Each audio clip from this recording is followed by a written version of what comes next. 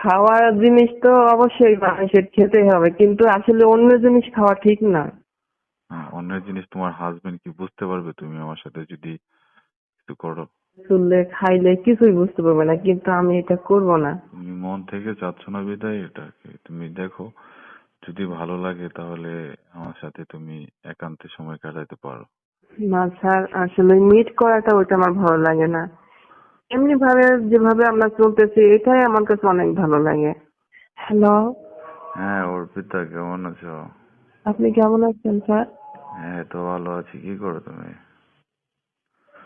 আমি ডিউটিতে? কি করব, যা করি তাই। আমার কাজ তো একটাই। ডিউটিতে আছো? হ্যাঁ, ডিউটিতে আছে।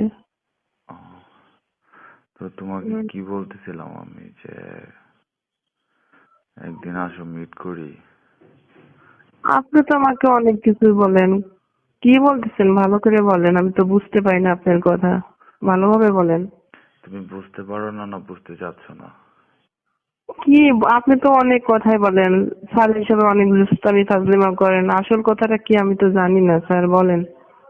আসল কথা হলো যে আমি তোমাকে যে বলছিলাম যে তুমি একদিন আমার সাথে একান্তে দেখা করো, মিট করো, তোমাকে নিয়ে কোথাও যাব, রিসর্টে।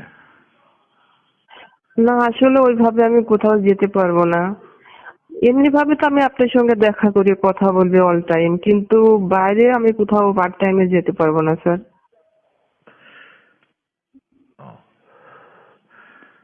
তোমাকে তোমাকে বলছি যে আমি তুমি যা চাও তাই দিব, তুমি শুধু একদিন আমার সাথে সময় কাটাবা। না স্যার, আসলে এটা সম্ভব না। আমি যেখানে যেরকম আছি ওইটা আমি অনেক ভালো আছি। আমি অন্য কোথাও আপনার সাথে মিট করতে যেতে পারবো না। এর জন্য আমার কোনো কিছুই প্রয়োজন হবে না। পারবা না? না স্যার। তোমাকে আমি তো বলছিলাম যে তুমি তাহলে তুমি আমার সাথে যেভাবে ক্লোজলি কথা বলো ওর মানে তো বোঝা যায় যে তুমি আমার সাথে আমি যা বলবো তাই মেনে নিবা, কিন্তু তোমাকে আমি কতদিন ধরে বলতেছি যে চলো অন্য কোথাও দেখা করি অফিসের ভিতরে, তো তুমি তো টাচও করতে দাও না। আসলে স্যার বিষয় সেটা না। এমনি ভাবে আমি রোমান্টিক ভাবে আপনাদের সঙ্গে কথা বলি, কারণ আপনারা স্যার, আপনাদের মন জোগায় চলতে হয় অফিসিয়াল কাজে। অনেক কিছু আপনাদের করে রাখা লাগে, এই কারণে আমি হাসি মুখে সবসময় আপনাদের সঙ্গে কথা বলি। তার মানে এটা না আমি বাইরে কোথাও আপনাদের সঙ্গে অন্য কোনো কাজে লিপ্ত হতে পারবো না। আচ্ছা, তুমি আর তা কেনই করতে দেবো বলেন, আমি তো অন্য একজনের ওয়াইফ। আমার বাচ্চা আছে, আমার সংসার আছে। আমি কেন আপনার সঙ্গে এগুলো করতে দিব বলেন? আপনাকে এগুলো করতে দেবো, এটা সম্ভব না। তুমি যা চাও তাই পাবা, টাকা পয়সা চাইলে টাকা পয়সা পাবা, সমস্যা কি? আমি কিছু চাই না, আমি শুধু এটাই চাই আমি যেখানে কাজ করি সেই জায়গাটা নিরাপদ এবং ভালোভাবে থাকতে পারলে সেটাই হবে। টাকা এর বেশি পয়সা কিছু আমি চাই না। টাকা পয়সার প্রয়োজন কার না হয়? হ্যাঁ, প্রয়োজন সবারই হয়, আমিও তো টাকার প্রয়োজনেই চাকরি করি আপনাদের সাথে, তাই না? টাকার প্রয়োজন আছে বলে তো আমি চাকরি করি, নাহলে তো আমার সংসার স্বামী নিয়ে বাসায় থাকতে পারতাম। কিন্তু আমি অবৈধ কোনো কাজ করতে পারবো না, ইজ্জত দিয়ে আমি কখনো কিছু করতে পারবো না, এর বিনিময়ে কোনো টাকার প্রয়োজন নেই আমার। প্রমোশনেরও প্রয়োজন নেই? হ্যাঁ, প্রমোশন প্রয়োজন আছে। আমার কাছে যদি স্যার ভালো লাগে, ভালোবাসি, আমার কাজের দক্ষতা বুঝে আমার প্রমোশন বাড়িয়ে দিবেন। তাহলে আমি তো তোমাকে মন থেকে ভালোবেসে ফেলেছি, আমি চাচ্ছি যে তোমার সাথে সময় কাটাতে। ভালোবাসেন ঠিক আছে, আমার সবকিছু হয়তো আপনার ভালো লাগে তাই ভালোবাসেন। ভালোবাসা থাকবে যতদিন এখানে কাজ করব, বাইরে গেলে, কিন্তু তার মানে এইটা না, অন্য কিছু হবে না। আমি তো চাচ্ছিলাম যে তোমার সাথে সময় কাটাতে, তুমি কি স্যারকে মানা করে দিচ্ছ?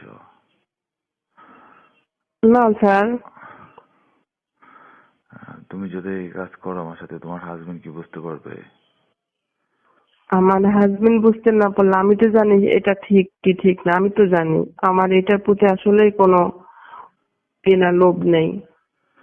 আহ, সেটাই তো বলতেছি। আপনি অন্য কোথাও দেখেন, আপনি তো তোমার আমার অনেক হাজবেন্ড তো তোমার হাজবেন্ড তো বুঝতে পারবে না তুমি যদি আমার সাথে ইন্টিমেট হও। তোমার হাজবেন্ড তো বুঝতে পারবে না। আমার হাজবেন্ড বুঝতে পারবে না, কিন্তু আমার হাজবেন্ড এটা জানে। যারা পুলিশের চাকরি করে, যাদের কলিগ আছে, তারা অনেক স্যারদের সাথে অনেক খারাপ কুকর্ম করে। আমার হাজবেন্ড এটা ভালো করে জানে। এই জন্য আমার হাজবেন্ডে বলা আছে, কোনো ইজ্জতের বিনিময়ে তুমি কোনো টাকা নিয়ে এসে আমার সংসারে নিয়ে আসবা, এটা চলবে না। প্রয়োজন আমি তোমাকে ত্যাগ করতে বাধ্য করবো, তবু এই টাকার প্রয়োজন নেই আমার। আমার হাজবেন্ড এটা আগে বলে দিয়েছে চাকরির আগে।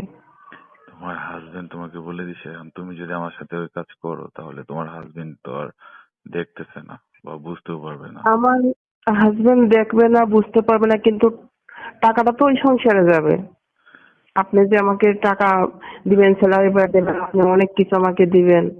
আচ্ছা, তুমি টাকা না নাও, ফ্রিতে করো। জি না, আমি এগুলো করবোই না স্যার। আপনি আমার সম্পর্ক যেরকম সেরকম থাক না, এটাই তো আমাদের সম্পর্ক অনেক ভালো। তুমি যদি আমার সাথে ভালো সম্পর্ক করো তাহলে তুমি কিন্তু অনেক সুযোগ সুবিধা পাবা, যা চাও তাই পাবা, গয়নাগাটি, শপিং, ফোন টোন সব দেবো তোমাকে। হ্যাঁ দেখি তো, আপনি আমার অনেক কলিগদের তো এরকম দেন, আইফোন দেন, ঘুরতে নিয়ে যান, ভালো পোশাক, ভালো রেস্টুরেন্টে নিয়ে যান, অনেক জায়গা মিট করেন। জানি আমি এগুলো, কিন্তু আসলে এগুলো আমার প্রয়োজন হয় না, আমার কখনো ইচ্ছে হয় না। ইচ্ছা হয় না। না, আমি ভাবছিলাম তুমি অনেক ভালো মেয়ে, আমি যদি বলি তুমি কখনো মানা করবে না। আসলে মানুষ কথায় বলে, যারা স্যারদের মন জুগায় চলতে পারে, স্যারদের সঙ্গে মিট করতে পারে, অনেক ভালো। কিন্তু আমি ওইগুলো করব না, এই কারণে আমি ভালো না। তবু আমি আমার কাছে আমি অনেক ভালো।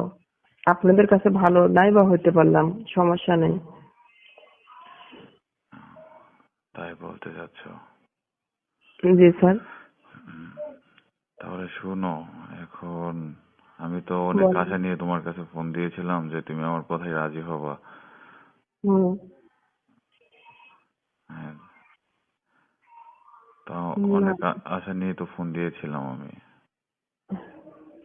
আসলে স্যার আপনার কি এটা ভালো লাগে না, আমি যে আপনার সঙ্গে হাসি মুখে কথা বলি, অফিসে দুষ্টামি ফাজলামো করি, যখন আপনি ডাকেন আপনার কাছে যাচ্ছি, আপনার প্রয়োজন মতো কাজ করতেছে অফিসিয়াল, এগুলো অনেক ভালো লাগে না বলেন? হ্যাঁ, এর ভালো বাইরে তো কি আর কিছু? অবশ্যই লাগে। তাহলে এর বাইরে কি অন্য কিছু প্রয়োজন মনে হয়? সারাক্ষণ আপনি আমাকে দেখতেছেন, হয়তো আপনি অন্য নজরে আমাকে দেখেন, তারপর তো আপনার ভালো লাগার কথা। আমি তো এটা ভালো বুঝতে লাগার পারি। কথা।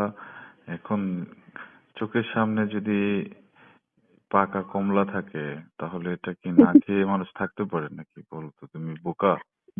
আর খাওয়ার জিনিস তো অবশ্যই মানুষের খেতেই হবে, কিন্তু আসলে অন্য জিনিস খাওয়া ঠিক না। অন্যের জিনিস তোমার হাজবেন্ড কি বুঝতে পারবে তুমি আমার সাথে যদি কিছু করো?